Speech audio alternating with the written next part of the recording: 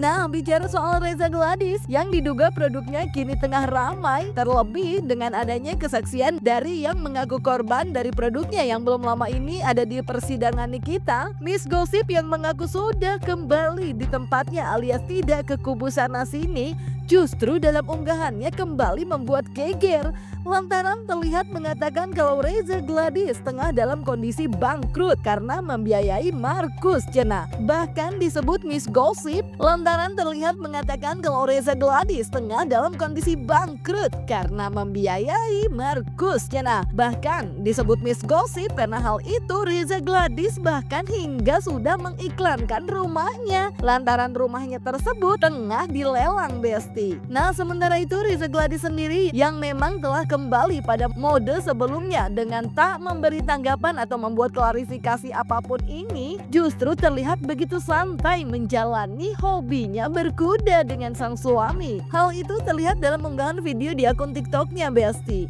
di mana dalam unggahan tersebut Reza Gladys terlihat begitu menyayangi kudanya itu, Besti, dan memberikan caption tentang ajakan untuk berbuat baik agar yang akan didatangkan juga kebaikan, Besti. Nah, berbeda dengan Fitri Sanghuteru yang diduga malah tantrum. Dalam video yang beredar di sosial media, Fitri terlihat seraya memberikan klarifikasinya terhadap kabar tentang Reza Gladys yang telah mengiklankan rumahnya. Diduga sewot, Fitri bahkan menyebut dongo untuk orang yang mengatakan kalau Reza Gladys menjual rumah karena hal itu tidak benar, cenah Besti. Duh.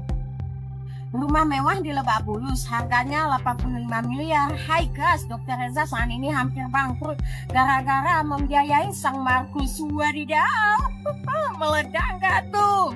Dan ini fakta ya guys, saat ini Dr. Reza Gladys sedang melakukan penglelangan atas rumah mewah dan megahnya itu di sebuah aplikasi jalur VIP. Waduh, kasihan banget ya say.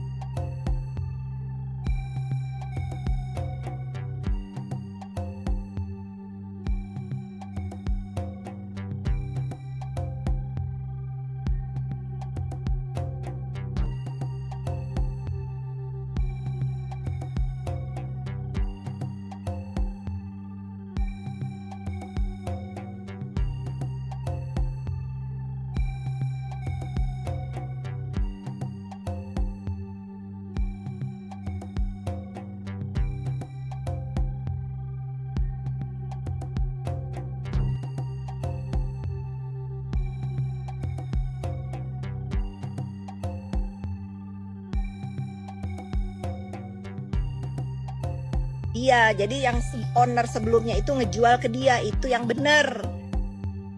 Ya, paham kalian? Jadi rumah itu adalah dimiliki oleh seseorang, sama seseorang itu dimasukin ke iklan untuk dibeli. Yang beli itu Mufid, itu yang bener. Oke, ulang, mau rekam. Nih, ya. Jadi kalau ada yang bilang DRG itu jual rumah, itu dongo, ya. DRG itu beli rumah dari orang lain yang mengiklankan rumahnya yang sekarang kalian giring-giring bahwa dia jual rumah. Diiklankan sama orang yang penjual pertama itu dibelilah sama Dr. Mufid, suaminya Dr. Reza. Nah itu, kalau sekarang rumah itu udah milik dia, kagak dijual. Yang ada aku main ke sana itu lagi direnovasi lagi. Kamar anaknya dipindahin ke bawah. Gitu, nggak ada yang ngejual rumah. Faktanya terdakwa yang mau jual rumah, yang di Naira itu benar. Itu benar. Kalau Dr. Reza, Dr. Mufid nggak ada mau jual rumah. Dulu rumah itu emang diiklanin, yang beli mereka. Sekarang rumah itu sudah jadi milik mereka. Nggak ada mereka mau jual. Aneh-aneh aja penggiringan.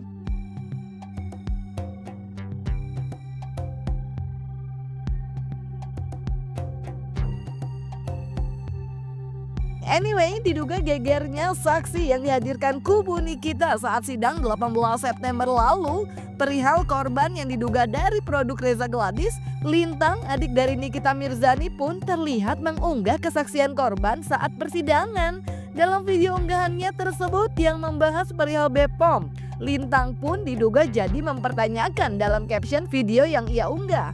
Katanya, sakti banget, nggak ada BPOM di produknya tapi bisa beredar bebas, cenah. Sementara itu di sisi lain, BPOM yang ternyata tidak hadir dalam sidang kemarin disebut Nikita memang bukan agendanya. Dan kuasa hukum Nikita menyebut akan menyurati pihak BPOM dan berharap bisa hadir dalam sidang berikutnya, Besti. Lantaran kehadirannya dirasa sangat penting. Apakah saudara pernah melakukan upaya hukum atas rasa kecewa saudara itu sama laporan atau apa ke pihak yang perlu?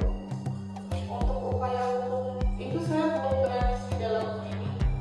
Laporan polisi apa saudara pernah melaporkan? Laporan polisi. Saya sempat melakukan itu baru-baru ini setelah keluar BPOM, Pak. Keluar BPOM. Iya. Sebelumnya pernah lapor atau tidak? Gitu. Pernah kapan? Bulan apa? Tahun berapa? Itu. Tahun ini di Agustus, Pak. Pernah dilaporkan ya? Iya. Oke. Terus pertanyaan saudara melibatkan BPOM dan BPOM dan melihat BPOM itu di AKP Pernah di BPOM. Kalau saudara lihat apa seperti itu? Iya itu. Tadinya itu seliweran di TikTok, terus saya langsung cek ke akun Instagram BPOM. Oke, ya ini ya temuan BPOM nggak bisa keluar poster saya tidak terdaftar di BPOM. Iya benar, Pak.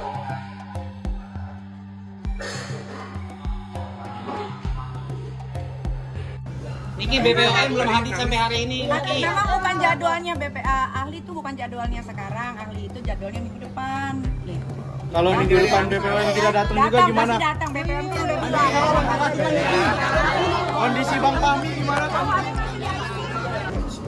Ya, jadi gini ya, kita kan berharap persidangan ini kan disaksikan oleh publik gitu ya. Harapan kita bahwa publik bisa menilai kenapa kedatangan BPOM itu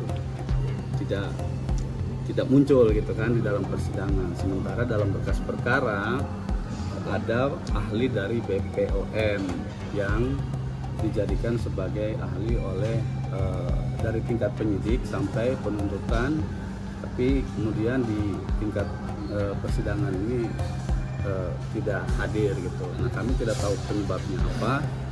Namun yang jelas begini, kami tetap menginginkan itu saksi BPOM ya, karena yang harus masyarakat ketahui ya, ini saya perlu luruskan juga ya, sehingga kenapa banyak pertanyaan, lo kok bicara soal skincare ya kan, lo kok bicara soal produk ya kan.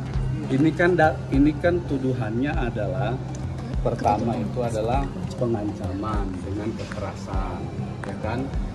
Kemudian yang kedua adalah pelanggaran terhadap Undang-Undang ITE. Yang terakhir itu yang sering ramai di media itu adalah soal TPPU-nya, ya. Jadi saya mau kasih tahu begini masyarakat itu bahwa perkara ini berawal dari adanya skincare.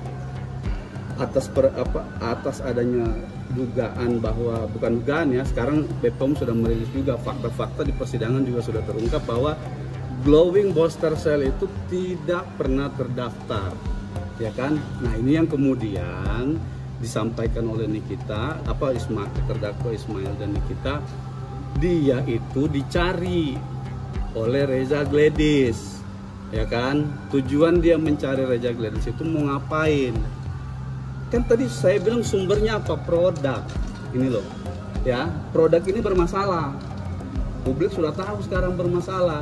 Ahli BPOM belum konfirmasi ke kami, tapi mudah-mudahan kami sangat berharap ahli BPOM bisa hadir di sini, karena itu bisa mengungkap fakta lagi bahwa adanya permasalahan terhadap produk-produk dari. Berarti sangat peran penting ya Bang BPOM itu untuk hadir di sangat berperan penting, sangat. Itu surat udah direspon belum Bang sama BPOM? Kami sudah mengirim berapa hari yang lalu, belum ada respon. Mungkin maksimal di hari Senin kami, kalau belum dapat tanggapan akan kami tanyakan langsung ke Bang. Oke, Bang. Nah, lanjut lagi Besti. Kalau dalam sidang kemarin Nikita sempat panas ke JPU, diduga lantaran saat saksi memberikan keterangan, JPU diduga mengingatkan tentang materi pokok perkara perihal dakwaan kepada Nikita terkait pemerasan dan TPPU, bukan perihal produk. Bella Sembiring dalam unggahan video yang beredar di sosial media diduga menyindir hal itu Besti, di mana dalam videonya itu Bella seraya mengilustrasikan tentang pelapor yang harusnya tetap akting jadi korban pemerasan yang tertekan dan trauma agar bisa meyakinkan masyarakat kalau memang korban pemerasan. Terlebih Bella pun dalam video unggahannya menyentil perihal jebakan yang dibuat untuk orang lain tapi malah kejebak sendiri cenah. Jadi yang mana ini yang betul? Endorse review produk atau pemerasan? Kalaupun ini kamu laporkan sebagai pemerasan, harusnya kamu itu tetap gitu acting jadi korban pemerasan, tertekan, ketakutan, pundung, trauma, gak pede ketemu orang, gak pede kemana-mana. Kalau bisa lu itu sekarang acting pura-pura gila, pura-pura stres, pura-pura gila, jalan kayak di pinggir jalan, ketawa ketiwi kayak gitu. Jadi itu meyakinkan masyarakat karena kasus ini kan benar-benar viral kan. Oh iya, dia itu akibat korban pemerasan, dia stres, dia gelo gitu.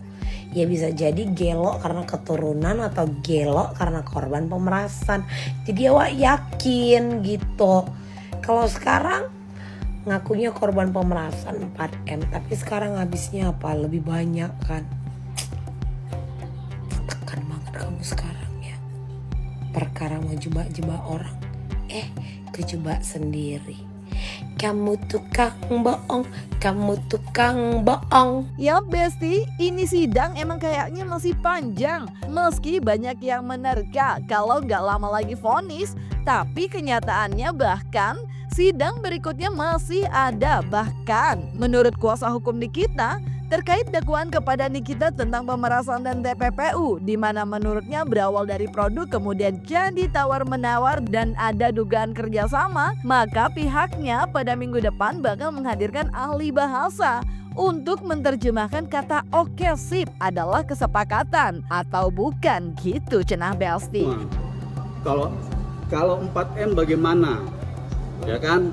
Nah, inilah saya bilang proses negosiasi ini yang kemudian terjadi fakta itu sehingga mereka itu sepakat gitu. Ya, semoga sidangnya makin terang benderang ya dan semua mendapatkan keadilannya ya Besti. Jangan lupa like, subscribe biar bisa dapetin video berita kecil lainnya cuma di Kata Ani Besti.